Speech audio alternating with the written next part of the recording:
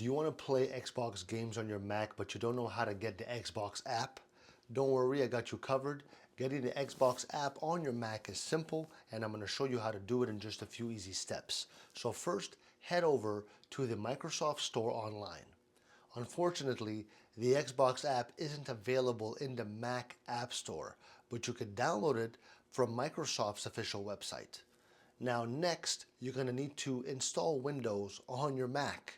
The Xbox app is designed for Windows, so you'll have to use software like Boot Camp or Parallels to run Windows on your Mac. Once you're set, once you set that up, you'll be ready to install Xbox, the app. After you've installed Windows, go to the Microsoft Store within Windows and search for the Xbox app. Download and install it, then sign in with your Xbox account.